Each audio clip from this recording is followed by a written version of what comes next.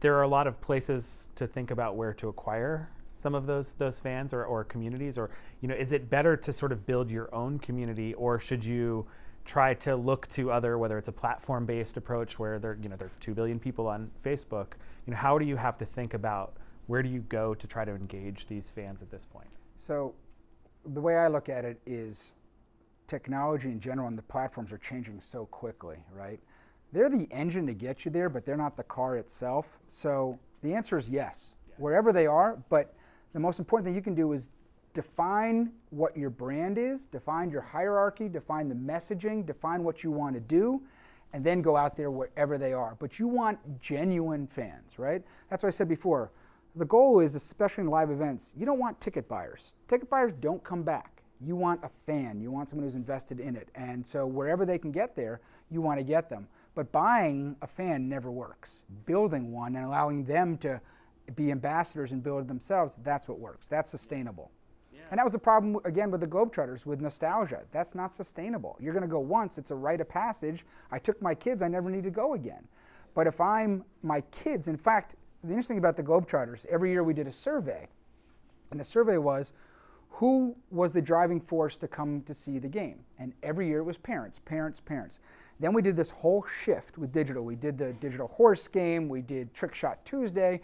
We had 2 of our guys on Amazing Races contestants 3 times, which was fantastic for us. In fact, a little side story, the first time they were going on, I said to the 2 players, listen, it's great. First of all, I went to CBS and I said, you may not call them Herb and Nate. They are always referred to as Flight Time and Big Easy.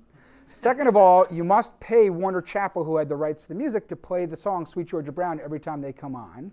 And thirdly, you must always refer to them as Globetrotters. So they agreed. So then I said to the players, listen, you're going on, and we had weekly phone calls. We were trying to explain to them some survival techniques. We brought people on. And I said, I want you to wear your uniforms in every episode. And they were quiet. It was on the phone. They said, listen, we get it. We get your branding thing. We understand that. We're going to be out there for a month. We don't know if we're going to be in the Andes in the winter or what's going on. So even I went too far on that. But we did get our operations guy to put every single piece of clothing they did have had Globetrotter branding on it. So that was huge for us. And it enabled us, as I said, to get this fan audience to understand who they are and what they're all about and have a new relationship with them, rather than so the kids themselves started understanding what these guys are. And we put our guy, one of our players was on American Ninja Warrior. And we had shows on Scooby-Doo, not Scooby-Doo, that was a long time ago, Disney's Kickin' It, all these Disney cable shows. So we had kid shows, every time we would put videos out every week. Now, we wouldn't put the full-length video out because we don't want to ruin the show itself, but we'd show a trick shot or we'd teach kids how to spin the ball on their finger. There was some way to get it out there.